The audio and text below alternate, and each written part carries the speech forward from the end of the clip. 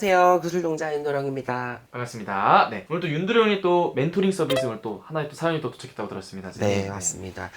멘토링을 한 지가 지금 오래됐어요. 근데 한동안 멘토링을 안 했던 이유가 이 멘토링이 쉽게 말하면 조언을 제가 해주는 게 좀 다양한 사연을 바랬는데 이 10개면 10개가 전부 다 이 신의 사연인 거야. 신받으래요. 신병이에요. 뭐 조현병이에요. 다 이런 사연이라서 맨날 그 말이 그 말이라 제가 어느 순간부터 멘토링을 좀 줄이게 됐는데 또 간만에 멘토링을 제가 잡았는데요. 뭐 제 기대를 벗어나지 않습니다. 자, 사연을 읽어드릴게요.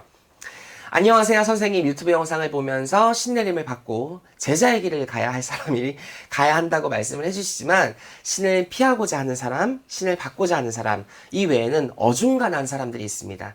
현대의 99%는 신의 가물이 있지만 저는 신과 외가 전부 신을 모시던 만신, 조상이 계셨고 저는 말문 또는 영안이 트이지는 않았지만 원인 모를 편두통 그리고 감정 기복이 심해서 칼을 드는 전형적인 귀신병, 허주들이 가지고 노는 몸입니다. 신의 가물이라지만 무속인의 길을 가야 할 인간이 아닌 이런 사람들은 어떻게 살아야 하는지, 구슬에서 허주를 털어내고도 살아가다가 허주가 조상이 감기면 그때마다 매번 구슬해야 되는지, 어떻게 비방을 하고 어떻게 막아야 평범한 인간으로 살 수 있는지 영상으로 만들어 주실 수 있으실까요? 이렇게 어중간한 사람들은 신당 가면 선생님들한테 그냥 혼나기만 하고 갑자기 어느 순간 일도 안 풀리고 귀신병이 나면 평범하게 살고 싶어도 그게 안 돼서 너무 답답해서 메시지를 드립니다. 사연 감사합니다. 자, 우리 사례자분께서 멘토링에 사연을 주신 결국의 팩트가 뭐냐면 우리 사례자분은 집안에 만신 조상이 계셨고 본인은 실질적으로 그렇다 그래서 영문이 트이거나 말문이 트이거나 그런 건 아닌데 스스로가 생각하기에 전형적인 귀신병에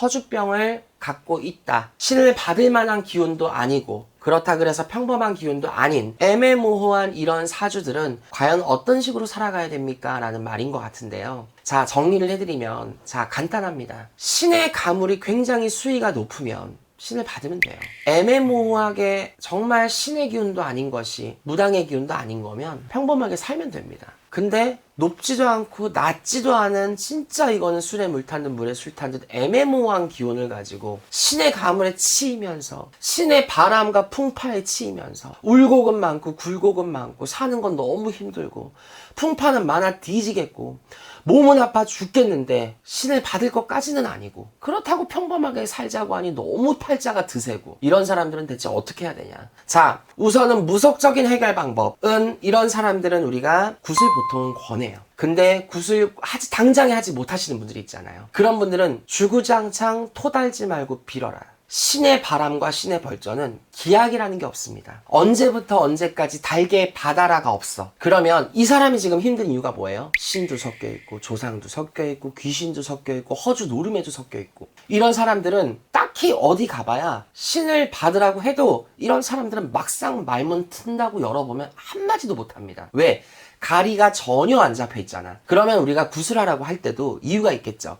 신은 신대로, 조상은 조상대로, 귀신은 귀신대로, 허주는 허주대로, 나는 나대로 딱 분리가 되고 그 상태에서 닫아줘야, 정리정돈을 잘 해주고 매듭을 잘 지어줘야 이 사람이 애매모호했던 기운에 사로잡혀서 있던 것들을 어느 정도는 벗겨줘야 이 사람이 평범하게 살 수 있는 길이 나와요.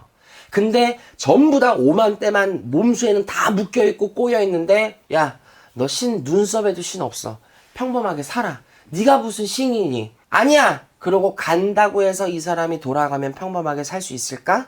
힘들어 죽겠어서 왔는데 정작 안 받아도 된다는 말은 들었지만 근본적인 해결이 안 돼서 평범하게 살 수가 없는 사람들은 구슬해서 정리정돈을 해서 풀어가는 게 가장 현명한 선택이고요. 당장에 구슬 못해요. 어떡할까요? 하는 사람들은 고정적으로 제발 이 집 저 집 다니지 말고 마음 가는 만신집이 있으면 한 군데를 딱 정해서 거기 댕기면서 욕을 먹든 혼이 나든 없으면 없는 대로 있으면 있는 대로 빌어가면서 비방도 받고 조언도 받고 할 수 있는 행사가 있으면 해. 돈이 없으면 몸보시라도 해. 정성이라도 드리란 말이야. 해서 닦아가야 돼. 근데 구슬해도 힘들었던 사람들이 그냥 공양 올리고 빌어간다고 해서 이게 하루아침에 되지 않아요.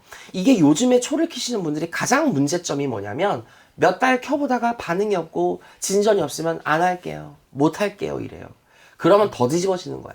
이 신 갖고 장난하는 것도 아니고 농락하는 것도 아니고 초를 키고 빌어가는 건요. 기약 없는 싸움에 대한 도전입니다. 그렇기 때문에 뭘 바라시면 안 돼요. 내 업 닦고 내 팔자가 사나워서 신에게 나 좀 봐달라고 빌어가는 건데 그거를 고작 몇 달 빌어놓고 반응 없고 진전 없으면 에이씨 이것도 아니었네. 이건 너무 이기적인 마음들이야. 빌어갈 거면 몇 년이고 몇 달이고 기간 정하지 말고 꾸준하게 빌어가세요. 꾸준하게 빌어가고 한 신당 다니면서 선생님의 도움을 계속 받아라. 그러면서 하나씩 좋아지고 하나씩 좋아지고 하나씩 좋아지면 모아서 나중에 굿 하나를 제대로 하더라도 애매모호하게 접근하지 말라는 거야. 돈 없으니까 그냥 300만 원짜리 치성 대충 하고 저기 아랫지방 가니까 무슨 400에도 구슬해주고 500에도 구슬해주는데 그냥 싸니까 싼 마이에 일단 굿이라도 해보자 하면 100% 후회하고 부적이라도 써보자 초라도 켜보자 애매모호하게 찔러봤다가 접근했다가 돈만 날리고 시간만 낭비고 무속에 대한 신뢰만 사라지고 결국은 죽도 밥도 안 되는 그런 상황으로 가시지 말고 윤도령이 말했던 첫 번째 방법과 두 가지 방법을 잘 생각을 하셔서 현명하게 대처하고 움직이시면 도움될 것 같습니다. 감사합니다.